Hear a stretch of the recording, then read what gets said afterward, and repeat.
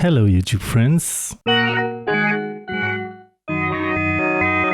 Today I'm gonna compare the Waldorf M, the new one, to the old school Waldorf MicroWave 1 Rev A and see what the differences are. So yeah, the whole table is full, so let's dive into it. So I did a raw sound video of the Waldorf M and also of the MicroWave. So if you haven't checked it out, please do. And I did that on purpose because I wanted to know, without comparing the two or listening to them side by side, if I was happy with the sound they made. And I actually was. Yeah, on paper they're nearly identical except for like the M of course has a lot of knobs and interface things that makes it way better to interface with it. And they have like a different filter. The M has the SSM filter and the Waldorf MicroWave has a SEM filter, so with a CEM. They have different characteristics, of course. So with that aside, I want to focus this video especially on the filter, because that's the main thing that is different, and the calibration of the filters, of course, will be slightly different. So yeah, I want to do some non-scientific tests to explore the differences and how they sound compared to each other. Because what you've already heard, I want to do like the first example. This is actually my favorite sound that I made on the Waldorf MicroWave 1.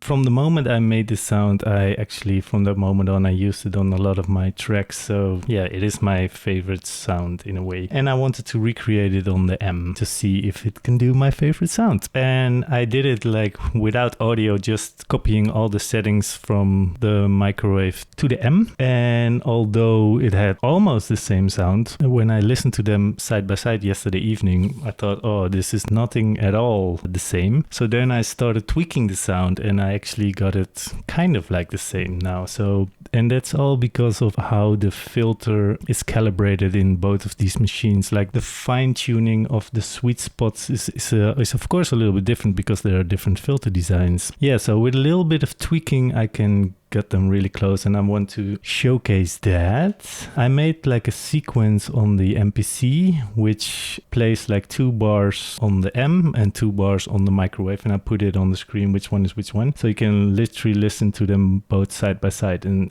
see if you can spot the difference. And yeah, and if you can spot the difference, what is the different character of the two synths basically. So this is the first example, and then the first example I did with all these short little things. So first the M, then the MicroWave, and it will flip back and forth. Here we go.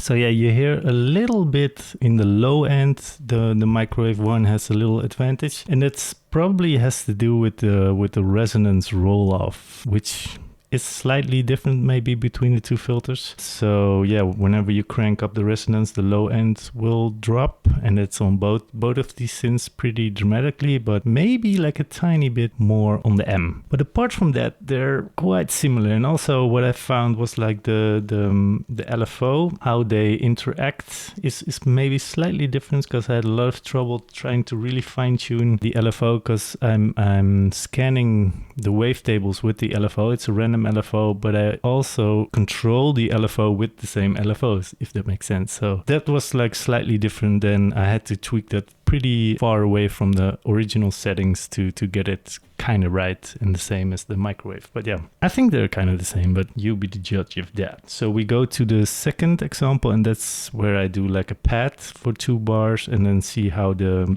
filter sound with the resonance and also with the scanning of the wavetable, if that's different. So here we go.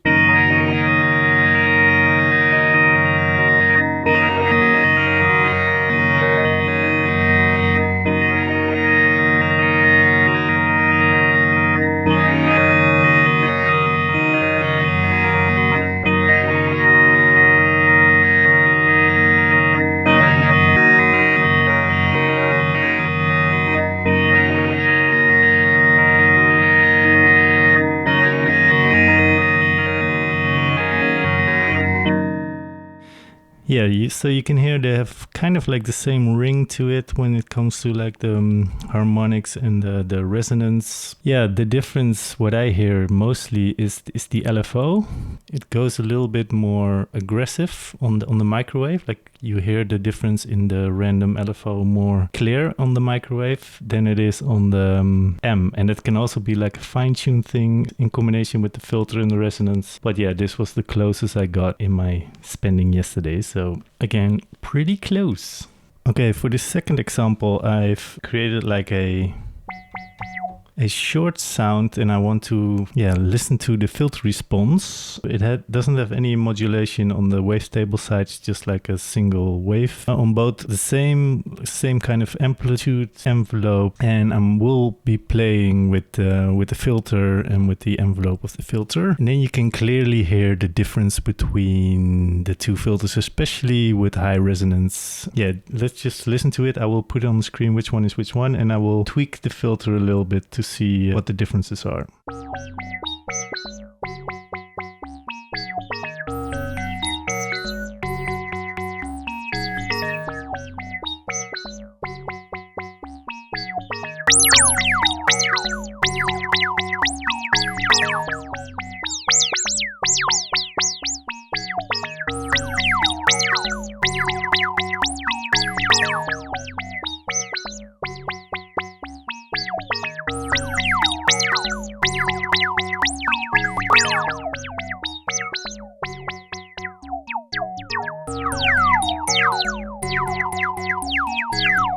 You hear in the microwave one, there's like a chirp, like a bird, like with the fall off of the resonance, with high resonance of the filter. And yeah, I really like that. But how practical is that in real music? I think it can be some very characteristic difference between the two synths, which could end up in some sound design possibilities.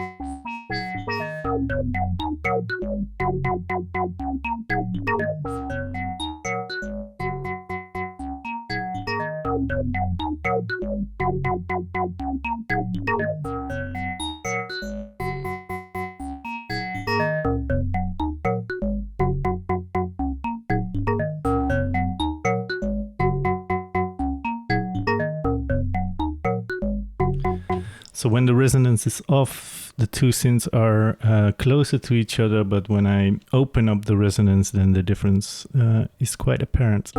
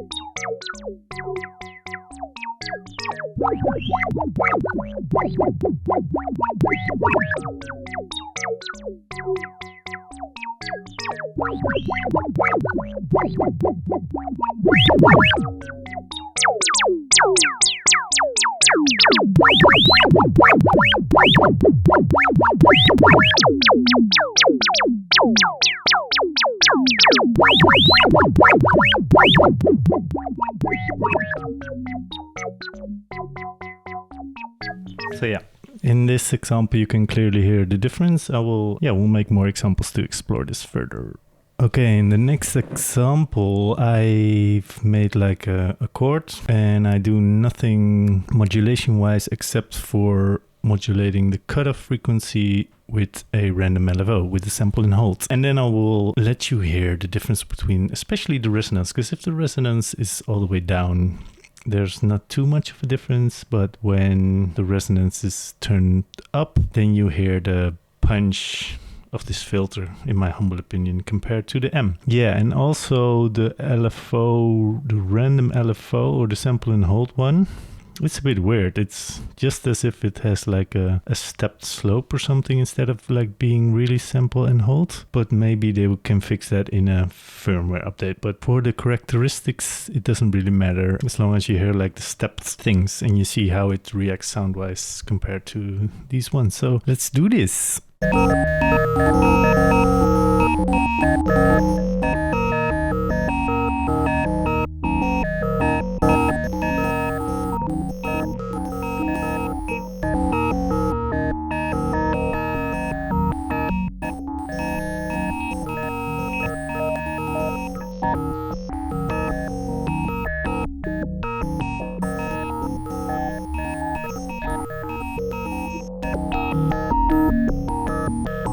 Here you already hear it.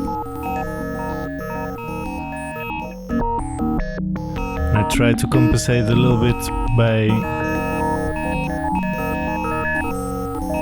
turning up the volume of the oscillator.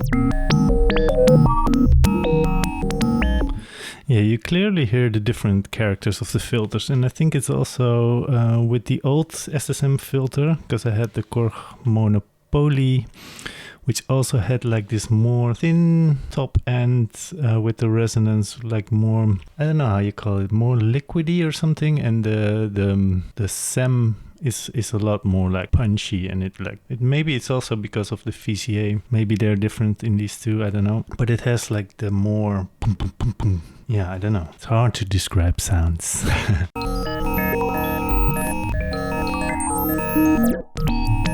These are these liquid sparkles, these droplets. And if you hear this one, it's like more dark and heavy.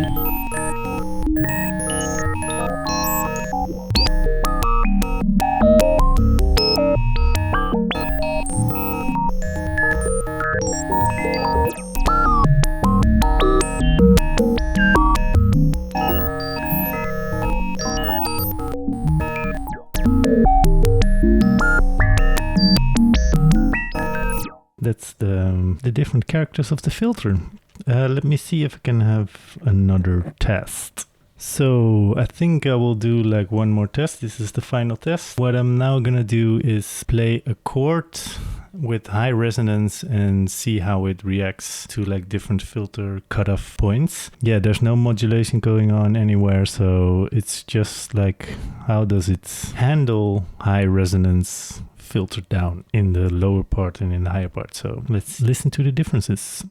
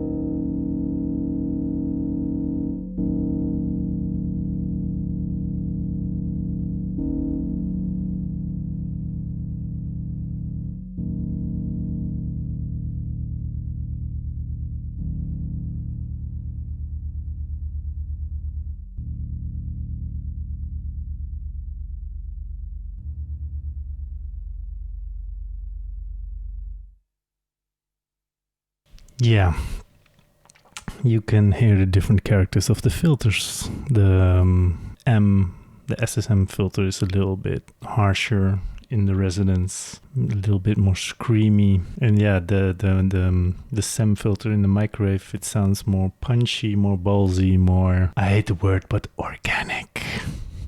Yeah, so conclusion. Do we have to draw a conclusion? Are these both awesome synthesizers? Yes. Can you make beautiful music with them? Yes. If you want, like, I always see like synthesizers as paint for a painter. So you want to have all these different flavors in your arsenal to create music. So I'm fortunate that I also have an Ensoniq ESQ M, which is also like SEM filters. Not the same. It's the 79 instead of the 89, but they're quite the same. So I already have that specific filter sound. So if I want that, I can use that synthesizer. If you don't have like a vintage cool characteristic filter like a SEM, which is different because there in the corner there's the UDO, which also has the same filters as in this one. So a lot of the new modern synthesizers all have the same filter chip. So if you already have something like that, you want to get another character of a filter. At least that's how I approach my synthesizer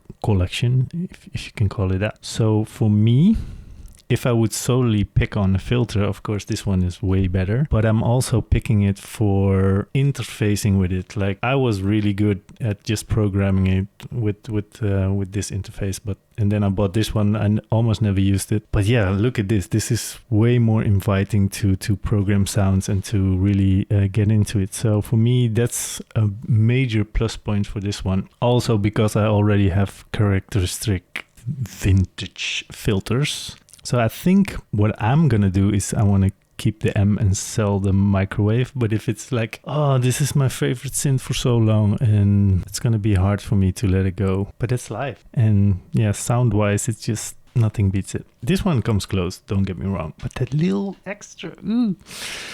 And if you're a synthesizer nerd like me, you really hear that, and you want the coolest sound possible. So I'm still debating. I don't know.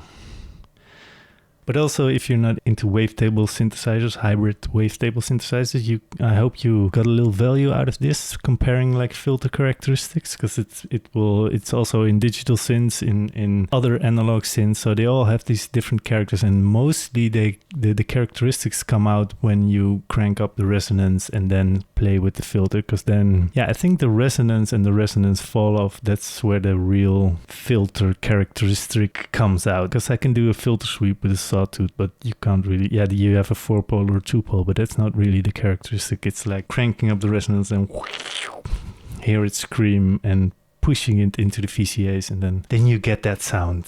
So hopefully this was a little bit useful for you, and if it did, I would really appreciate it if you liked and subscribed, because it really helps the channel out, and it makes me feel good, and I want to feel good. So this was it for now, and I hope to see you in the next video.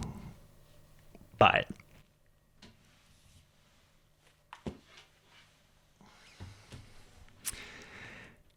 Do you know how hot it is with all these lamps in an attic studio? Well, now you do.